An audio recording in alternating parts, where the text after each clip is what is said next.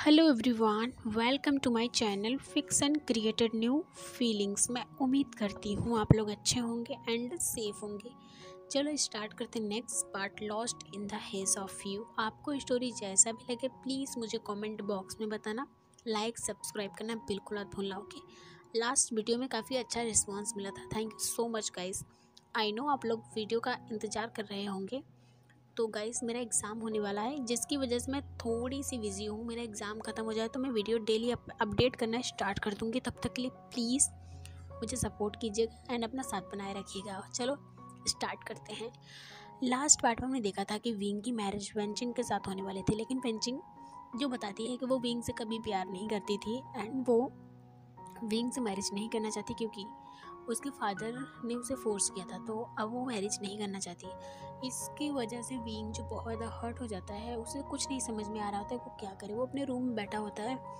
Curran जब ये बात सुनते हैं उन्हें भी बहुत बुरा लगता है। उन्हें समझ नहीं आता वो क्या करें, क्योंकि वो इस तरह से विंग की इमेज को ख़राब होने नहीं देना चाहते। अगर लोगों को पता चल गया कि विंग की ब्राइड जो है उसे मैरिज करने के लिए मना कर दी, तो लोग तरह तरह की बातें बनाएंगे कि आखिर विंग में क्या कमी थी, किस वजह से। और इसी वजह से कुरैन बहुत ज़्यादा परेशान होते हैं। और वो इधर उधर उस रूम में घूम रहे होते हैं। थोड़ी देर के बाद ही उस रूम का डोर ओपन होता है, वांगजी एंटर होता है। वांगजी के देखते ही कुरैन के फेस पे हल्की सी स्माइल आ जाती है और वो सिचैन को कुछ कहते हैं। अब दिखाया जाता है प्रेजेंट में सिचैन के हाथ में एक रेड कलर का रोप होता है और वो विंग के सामने विंग के रूम में खड़ा होता है और कहता है विंग इसे वेयर कर लो। विंग जो रो रहा होता है वो कहता है नहीं, मैं ऐसा नहीं कर सकता, मैं इसे वेयर नहीं कर सकता, मैं वांगजी से मैरिज नहीं कर सकता। प्लीज़ आप लोग समझिए, आप अंकल को समझाइए सिचैन का, प्लीज़ आप तो समझदार हैं प्लीज़। पर सिचैन जो कहता है कि विंग देखो, मैं मानता हूँ कि अंकल ने जो अभी कहा है वो गलत है, बट अंकल ने जो कहा है वो कुछ सोच समझ के कहा होगा। अंकल ऐसे ही नहीं कहेंगे, तो प्लीज़ समझो और तुम इसे वेयर करो जल्दी से। इस पर विंग कहता है मैंने कहा मैं नहीं करूँगा। आप समझिए, आप क्यों नहीं समझते? प्लीज़ आप मेरी बात समझिए, मैं मैरिज नहीं करना चाहता। अब उस रूम का डोर ओपन होता है, उस रूम में सोफ़ी आ जाती है। सोफ़ी आके विंग के बाजू में बैठ जाती है, कहती विंग देखो प्लीज़ जल्दी से ये ड्रेस को वेयर कर लो और नीचे चलो, क्योंकि जो वहाँ पे प्रीस्ट है वो इंतज़ार कर रहा है, टाइम हो गया है। विंग जो रोते हुए सोफ़ी को हक कर लेता, कहता नहीं मैं नहीं जाना चाहता। सीजे प्लीज़ आप समझाइए अंकल और सिचैन का को, मैं मैरिज नहीं करना चाहता। इस पर सोफ़ी जो विंग के बैग को रब करते हुए कहती है उसे बुरा लग रहा था विंग के लिए। फिर वो कहती है कि विंग देखो, अगर आज तुम ये मैरिज नहीं करते हो तो लोग तुम्हारे बारे में बहुत सारी बातें कहेंगे और साथ में अंकल के ऊपर भी बहुत सारे सवाल उठाएंगे और अंकल को बहुत बुरा लगेगा कि उन्होंने तुमसे कुछ कहा पहली बार और तुम उनकी बात नहीं माने। उन्हें बहुत हर्ट होगा। विंग विंग जो रोने लगता है उसे कुछ नहीं समझ में आता वो क्या करे। अब हम देखते हैं दूसरी तरफ वांगजी। जब कुरैन उसे कहते हैं कि तुम्हें विंग से मैरिज करनी है, वो अपने रूम में आता। इतना ज़्यादा वो नर्वस होता है कि उसे समझ नहीं आता, वो सही से चल भी नहीं पा रहा होता। वो जल्दी जल्दी से आता है, बेड पे बैठ जाता है और वो सोचने लगता है क्या क्या अंकल ने कहा कि उसे वी काका से मैरिज करना है।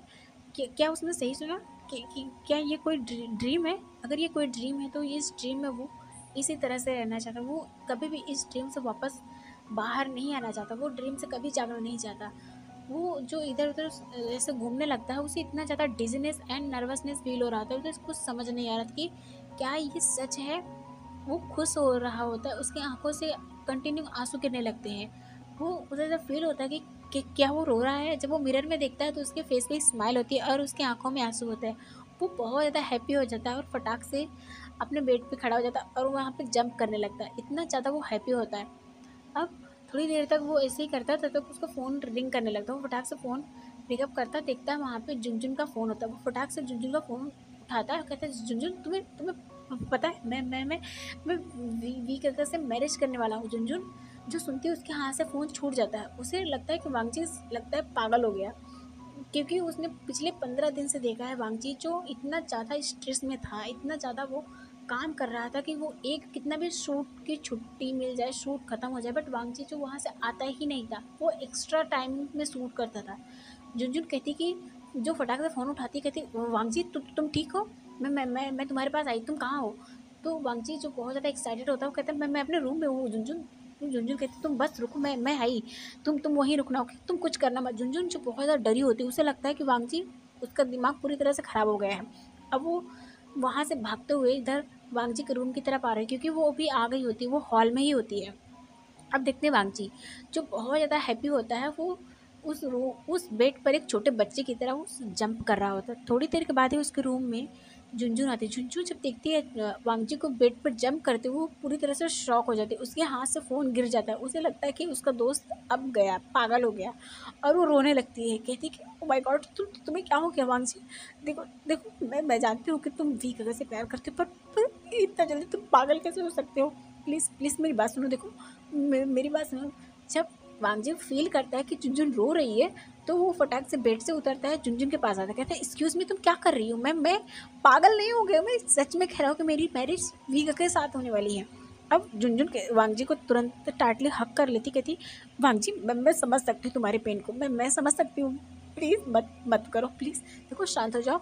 मुझे पता है कि वीगा की मैरिज होने वाली है वेंचिंग वेंचिंग सीजे के साथ, पर प्लीज़ तुम इतना जल्दी कैसे पागल हो सकते हो वांगजी? तुम इतना जल्दी कैसे हार मान सकते हो? मेरी बात सुनो। देखो देखो, वो उसके फेस को पकड़ती है, तो इतने वांगजी उससे खुद को दूर करता है, फिर कहता है कि झुनझुन मैं पागल नहीं हूँ, तुम क्या कर रही हो? इतना ओवर एक्टिंग करना बंद करो। एक्टर मैं हूँ और एक्टिंग तुम कर रही हो। मैं पागल नहीं हो गया हूँ। तो झुनझुन कहती हाँ मुझे पता है, हर पागल यही बोलता है कि मैं पागल नहीं हूँ, पर प्लीज़ तुम देखो, मुझे मुझे तुम्हारी हरकतें से बहुत पता चल रहा है कि तुम पागल हो गए हो। मुझे एक मिनट रुको, मैं सचिन काका को फ़ोन करती हूँ। ओके, मैं सचिन काका को फ़ोन करती हूँ। अब वांगची उसको हैंड से फ़ोन को लेता है, कहता तुम पागल हो गई हो गया। मेरी बात सुनो। देखो मैं पागल नहीं हो गया हूँ, मैं जो बोल रहा हूँ वो सच कह रहा हूँ, सच में, आई प्रॉमिस। मैंने अभी, मुझे अंकल ने कहा कि मुझे वी गग के साथ मैरिज करनी है, क्योंकि क्योंकि इससे पहले वो कुछ और बोल पाता, उसके रूम का डोर नॉक होने लगता है और वो दोनों शांत हो जाते हैं। तो इतने में कुरैन आते हैं। कुरैन के हाथ में एक रेड कलर का रोब होता है और वो आते ही वांगची के पास खड़े हो जाते हैं। वांगची जो बहुत ज़्यादा नर्वस होता है, उसका फेस देख के रेड लग रहा होता है, इससे कुरैन को लगता है कि उन्होंने जो कहा है इसकी वजह से वांगजी बहुत ज़्यादा नर्वस है एंड घबराया हुआ है। तो आते ही कुरैन फटाक से वांगजी को हक करते हैं और कहते हैं कि वांगजी तुम कैसे हो? वांगजी जो कहता कि अंकल मैं ठीक हूँ। तो कुरैन कहते हैं हाँ मुझे पता है कि तुम बहुत ज़्यादा नर्वस हो, मैंने जो कहा इसकी वजह से ना। देखो मैं तुम्हें बाद में एक्सप्लेन कर दूंगा, पर प्लीज़ तुम जल्दी से ये ड्रेस वेयर कर लो और जल्दी से नीचे चलो मेरे साथ। और झुनझुन झुनझुन जो देख के पूरी तरह शॉक हो जाती है, क्योंकि वो एक रेड कलर का रोब होता है, वो ट्रेडिशनल रोब होता है, यानी मैरिज वाला रोब होता है। झुनझुन कुछ बोल पाती है इससे पहले वांगजी जो कुरैन के हाथ से वो रोब लेता है और वॉशरूम की तरफ चला जाता है। झुनझुन जो शॉकिंग आई से एक बार कुरैन की तरफ, एक बार जाते हुए वांगजी की तरफ देखती है। फिर कुरैन कहते हैं कि झुनझुन बेटा तुम वांगजी रेडी हो जाए तो मुझे बुला लेना, ओके। और ऐसा कह के वो बाहर चले जाते हैं। अब हम देखते हैं कि नीचे नीचे जो हना आई होती है बहुत ज़्यादा हैप्पी होती है और वो बहुत अच्छे से रेडी होके आई होती है और वो वांगजी को सब तरह चारों तरफ इधर उधर ढूंढ रही होती है, सबसे पूछती भी है कि वांगजी कहाँ है। तो कुछ लोग बताते हैं कि वांगजी आया है, शायद वो अपने फैमिली के साथ होगा। हना जो बहुत बेसब्री से इंतजार कर रही होती है। अब हम देखते हैं कि झुनझुन जो वहीं खड़ी होती है, उसे कुछ नहीं समझ में आ रहा होता कि क्या क्या उसने सही सुना, वांगजी विंग के साथ मैरिज करने वाला है और ये ट्रेडिशनल रोब क्यों उसे दिया जा रहा है। अब थोड़ी देर के बाद ही वांगजी जो रेड रोब पहन के बाहर आ जाता है। जैसे वो पहन के आता है, उसे देख के झुनझुन बहुत तेज़ी से हंसने लगती है, क्योंकि वो एक लेडीज़ का ड्रेस था। अब वांगजी कहता है कि क्या तुम इस तरह से क्यों हंस रही हो? तो झुनझुन कहती है कि क्या सच में तुम मैरिज करने जा रहे हो? पर ये तो कोई लेडीज़ का ड्रेस है, तुम इसे क्यों वेयर कर रहे हो? तो वांगजी कहता है कि मुझे नहीं पता, लगता है अंकल ने गलती से ले लिया होगा।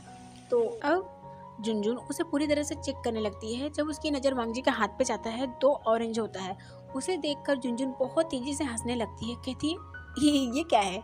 तो वांगजी कहता है कन्फ्यूज़न में कि ये मुझे इस ड्रेस में मिला है, इसका क्या करना है? क्या इसे खाने के लिए दिया है? ठीक है, अगर खाने के लिए दिया है तो तुम खा लो, मुझे नहीं खाना है, मुझे भूख नहीं है। तो अब झुनझुन होती है जो बहुत तेज़ी से हंसने लगती है अपना पेट पकड़ के, क्योंकि उसे सब कुछ समझ में आ चुका है। तो कहती है वांगजी एक मिनट क्या क्या तुम यहाँ पर लेडीज़ का एक्टिंग करने वाले हो? तुम यहाँ पर लेडीज़ बन के जाने वाले हो क्या? तो इस पर अब वांगजी उसके हाथ पे मारते हुए कहते हैं क्या तुम बकवास कर रही हो? तुम शांत हो जाओ कि तुम मुझे किसी को बुलाओ मेरी हेल्प करने के लिए, मुझे ये क्या क्या करना है, मुझे कुछ समझ नहीं आ रहा है। वो पूरा ड्रेस तो पहन लेता है पर उसे कुछ बहुत अजीब सा लग रहा होता है। झुनझुन जो हंसते हुए कहती है ओ माय गॉड वांगजी, तुम सच में एक बहुत खतरनाक लेडीज़ लग रहे हो। तुम्हें देख के कोई भी डर जाएगा, तुम ऐसी लेडीज़ लग रहे हो। मैंने कभी इमेजिन नहीं किया था कि तुम लेडीज़ में इतनी खतरनाक दिखोगे। तो वांग जी कहता क्या बकवास कर रही हो, तुम चुप हो जाओ। अब वांग जी कहता कि ठीक है तुम किसी को बुलाओ, मेरे ब्रदर को बुलाओ या फिर सीजे को बुलाओ। इससे पहले झुनझुन कुछ बोल पाती, उस रूम का डोर ओपन होता है। वहाँ पे सोफ़ी आती है। सोफ़ी को देखते ही वांग जी जो अपना फेस दूसरी तरफ कर लेता है। सोफ़ी जैसे वांग जी को देखती है उसके फेस पे स्माइल आ जाता है, पर वो अपने हंसी को कंट्रोल करती क्योंकि इससे वांग जी एम्बेरस हो जाएगा। अब सोफ़ी वांग जी के पास आती है, कहती वांग जी बहुत मुश्किल से सोफ़ी की तरफ अपना फेस करता है, कहता है सीजे मुझे थोड़ा सा डाउट हो रहा है, ये ड्रेस तो मैन का नहीं है ना। और सोफ़ी कंट्रोल करते हुए कहती है कि हाँ वांग जी ये ड्रेस लेडीज़ का है। तो वांग जी अब अपना पाउट सा फेस बनाते हुए कहता है पर ये ड्रेस मुझे अंकल ने क्यों भिजवाया, ये जब तो इस पर और कुछ बोल पाता। सोफ़ी कहती है कि एक्चुअली वांग जी तुम्हें यहाँ पे लेडीज़ ही बन के जाना होगा स्टेज पे। तो वांग जी कहते हैं कि क्या। तो इस पर सोफ़ी कहती है हाँ, और ये ऑरेंज वो अपने हाथ में लेती है और कहती है रुको मैं इसे फिक्स करती हूँ। अब वांग जी जो बहुत ज़्यादा नर्वस हो जाता है क्योंकि अब उसे समझ में आ रहा है क्या होने वाला है। वो कहता है कि नहीं नहीं नहीं बिल्कुल नहीं बिल्कुल नहीं, मैं ऐसा कुछ भी नहीं करने वाला हूँ। तो सोफ़ी कहती है वांग जी देखो वहाँ पे बहुत सारे गेस्ट हैं और तुम पे नज़र रखिए, उनकी नज़र जाएगी तो वो उन्हें बहुत अजीब लगेगा, तो प्लीज़ तुम एक काम करो, तुम अपने हाथ से लगा लोगे कि मैं लगा दूँ। वांग जी जो अपने हाथ को दोनों अपने चेस्ट पे रखते हुए कहते नहीं आप कैसी बातें कर रही हैं, मैं कर लूँगा। पर अब सोफ़ी को इस तरह से बातें करते हुए देख के झुनझुन जो अपने फेस पे उसकी हंसी जा नहीं रही थी, अपने दोनों हाथ को अपने मुंह पे रखी होती है क्योंकि वो हंसना नहीं चाहती। अब वो और ज़्यादा कंट्रोल नहीं कर पाती क्योंकि वांग जी इस तरह से एक्टिंग कर रहा होता है, उसे देख के इतना ज़्यादा उसे हंसी आती है, वो बहुत तेज़ी से हंसने लगती है। तो उसे हंसता हुआ देख के सोफ़ी भी हंसने लगती है। वांग जी उन दोनों को हंसते हुए देख के वो बहुत ज़्यादा एक कन्फ्यूज़ होता है, उसे बहुत एम्बैरेसिंग लग रहा होता है, वो क्या करे उसे कुछ नहीं समझ में आ रहा होता। फिर अब दिखाया जाता थोड़ी देर बाद वांग जी अब उस दोनों ऑरेंज को शिफ्ट करता है दोनों साइड, एक हल्का ऊपर होता है एक नीचे होता है। उसे देखकर सोफ़ी को और ज़्यादा हंसी आती है। फिर झुनझुन कहती है ये दोनों ऊपर नीचे क्यों हैं। तो वांग जी कहता है कि ये ऐसे ही रहते ना। तो अब सोफ़ी कहता है नहीं नहीं नहीं ये ऐसे नहीं, थोड़ा सा लेवल लेवल लेवल पे करो, बहुत ज़्यादा ऊपर नीचे है अजीब लग रहा है। अब वांग जी उसे फिक्स करता है, उसे बहुत ज़्यादा ह्यूमिलिएटिंग जैसा लग रहा होता है, फिर भी वो उसे करता है। अब थोड़ी देर बाद जब वो फिक्स कर लेता है तो वहाँ पे 2 लोग और आते हैं, वांग जी के हेयर जो विग होता है, नकली विग उसे पहनाते हैं। वांग जी जो बहुत शांति से बैठा होता है, उसके दिल में इतना ज़्यादा तूफ़ान चल रहा होता है, उसे कुछ समझ नहीं आता वो क्या कर रहा है, पर वो अपने प्यार के लिए कुछ भी कर सकता है। वांग जी के फेस पे हल्की सी स्माइल होती है और सुकून होता है। सोफ़ी जब वांग जी पूरी तरह से रेडी हो जाता है, वो बहुत प्रिटी लग रहा होता है। जब झुनझुन उसे देखती है कहती ओह माय गॉड वांग जी तुम सच में बहुत ब्यूटीफुल लग रहे हो। तो वांग जी कहता है बकवास करना बंद करो, मैं ब्यूटीफुल नहीं हूँ हैंडसम हूँ। तो इस पर सोफ़ी कुछ बोल पाती है, इसमें झुनझुन कहती है इस सिचुएशन में तुम ब्यूटीफुल लग रहे हो ओके, इस पर तुम्हें देख के तो विगा की आंखें नहीं हटेंगी। अब वांग जी थोड़ा सा ब्लश करने लगता है और ऐसे ही वो ब्लश देखती है सोफ़ी कहती ओह माय गॉड। झुनझुन कहती है कि इस पे तो लोग मर जाएंगे वांग जी, तुम अब ऐसे मत शर्माओ। वांग जी अब गुस्से में कहता है तुम रुक जाओ। अब जैसे वो चलने लगता है तो इसमें सोफ़ी कहती है हाँ हाँ वांग जी ऐसे नहीं चलना है, आराम आराम से और लेडीज़ की तरह थोड़ा चलना है, प्लीज़ थोड़ा सा अच्छे से बिहेव कर लोगे क्या थोड़ी देर के लिए। वांग जी कहता सीजे आप भी। तो इसमें कहते oh sorry sorry sorry okay ठीक है। अब वो चल के बताती कि कैसे कैसे चलना है। वांग जी जो जिसे एक हील पहनाया जाता है तो वो कहता है कि मैं इसे पहन के नहीं चल पाऊँगा। फिर सोफ़ी कहती फिर हम क्या करें। तो झुनझुन कहती है कि क्यों ना हम अभी अभी लोग नॉर्मली ऐसे नॉर्मल शूज़ ही पहनते हैं, तो वांग जी को शूज़ पहना जाता है। अब थोड़ी देर बाद दिखाया जाता है वांग जी जो रेडी हो जाता है, जब अपने आप को देखता है मिरर में उसके फेस पे स्माइल आ जाती है, वो सच में बहुत ज़्यादा क्यूट लग रहा होता है। अब वो कहता है कि क्या मुझे ऐसे ही जाना होगा और लोग पहचान जाएंगे, तो उसके ऊपर एक वेल डाल देते हैं। इसे देखकर वांग जी पूरी तरह से सेफ एंड सिक्योर फील करता है। अब देखते हैं दूसरी तरफ विंग जो रेडी तो हो चुका है, उसके फेस पे कोई भी इमोशंस नहीं दिख रहे होते हैं। अब उस रूम का डोर ओपन होता है जिसमें विंग होता है, उस रूम में कुरैन आते हैं। कुरैन जैसे विंग को देखते हैं उनके फेस पे हल्की सी स्माइल आ जाती है, पर उन्हें उनका फेस जो अब पूरी तरह से एकदम सीरियस होता है। वो विंग के पास खड़े होते हैं, कहते विंग तुम रेडी हो। विंग जो कुछ बोलता नहीं है, बस अपना सर नोट कर देता है। कुरैन कहते हैं ठीक है। कुरैन जो विंग का हाथ पकड़ते हैं और उसे कहते हैं चलने के लिए। विंग जो एक बार कुरैन की तरफ देखता है और उसके बाद वो सर नोट कर देता है। अब देखते हैं कुरैन जो विंग को लेके आके जहाँ पे प्रीस्ट होता है वहाँ खड़ा कर देते हैं, कहते हैं तुम यहीं रुको, मैं ब्राइड को लेके आता हूँ।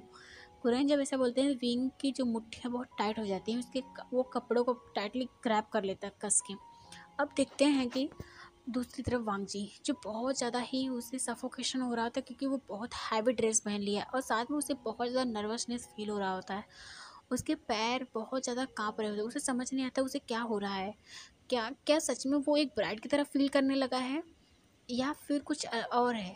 फिर वांगजी जो अपने बेड पे बैठा था फिर से वो खड़ा हो जाता है क्योंकि उसे बैठा भी नहीं रहा जा रहा है। उसे बहुत ज़्यादा नर्वसनेस और घबराहट फ़ील हो रहा होता है। अब थोड़ी देर बाद ही उस रूम में कुरैन एंड सिचैन आते हैं। सोफ़ी एंड व जुनजुन होते ही हैं। अब जैसे ही वो लोग आते हैं वांगजी फटाक से खड़ा हो जाता है। कुरैन जो वांगजी को देखते हैं वो कहते हैं वांगजी तुम रेडी हो? वांगजी कहता है हाँ हाँ हाँ अंकल। तो कुरैन कहते हैं कि वांगजी घबराओ मत, सब कुछ ठीक है, ओके, सब सब ठीक है। वांगजी जो नोट करता है सिचैन वांगजी की हालत को समझ रहे होते तो वाकई सिचैन वांगजी को हक करते हैं। जैसे वो हक करते हैं उन्हें बहुत स्ट्रेंज सा फील होता है। वो कहते हैं वांगजी, तो वांगजी कहता यस गगा। तो वो फटाक से वांगजी का बेड उठाते हैं। जब सामने देखते हैं उनका फेस पूरी तरह से पेल पड़ जाता है क्योंकि वांगजी तो कहते हैं अंकल ये क्या है? कुरैन जो थोड़ा एम्बेरस की वजह से अपना फेस दूसरी तरफ करते हैं, कहते हैं कि वांगजी तुम रेडी हो तो तुम लेके चलो सिचैन वांगजी को। इससे वहाँ पे जो उस टाइम में पूरा एम्बेरसिंग फैल जाता है। सोफ़ी जो अपना फेस बहुत ज़्यादा ही अपने हैंड से दबा लेती है और झुनझुन जिसको बहुत ज़्यादा हंसी आ रही थी पर वो कंट्रोल करती क्योंकि वो हंसना नहीं चाहती इतना एम्बेरसिंग मोमेंट में। वांगजी जिसका फेस अब पूरी तरह से रेड हो गया वो सोचता है कि अभी ये धरती फट जाए और वो उसमें घुस जाए। उसे बहुत ज़्यादा एम्बेरसिंग फील हो रहा था। सिचैन सोचता ओ माय गॉड ये मैंने क्या बोल दिया, शिट शिट शिट। अब देखते हैं कि थोड़ी देर के बाद सिचैन जो वांगजी का हाथ पकड़ता है और दूसरी तरफ सोफी पकड़ती है। जुनजुन जो वांगजी के साथ साथ चल रही होती है। अब वांगजी को लेके जाया जाता है। वांगजी जो अपने ब्रदर की तरफ देखता है और कुछ भी नहीं बोलता, बस चुपचाप धीरे धीरे चलने की एक्टिंग कर रहा था पर वो सही से चल नहीं पा रहा था। सिचैन उसे गाइड कर रहा था कि वांगजी सही से चलो, तुम गिरोगे नहीं, गिर जाओगे अगर तुम थोड़ा सा भी इधर उधर किए तो, और हाँ ड्रेस को थोड़ा पकड़ के चलो। तो वांगजी जो एक प्रॉपरली ब्राइड की तरह चलने की कोशिश तो कर रहा था। अब हम देखते हैं कि वांगजी जो बहुत लड़खड़ाते हुए कदमों के साथ आके जहाँ पे वेंग होता है वहाँ खड़ा हो जाता है। अब वांगजी खड़ा होता है, वहाँ पे जितने सारे लोग होते हैं सब बहुत ज़्यादा ही हैप्पी हो जाते हैं क्योंकि वांगजी का फेस पूरी तरह से ढका होता है। किसी को नहीं शक होता कि ये वेंग है, वेंचिंग है या कोई और है।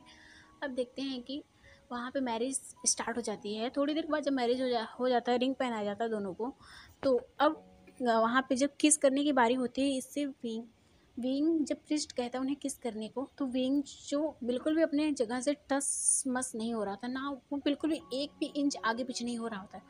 तो कुरैन कहते हैं कि किस करने की जगह वो लोग टी एक्सचेंज करेंगे। अब दिखाया जाता है एक दूसरे को टी पिलाते हैं।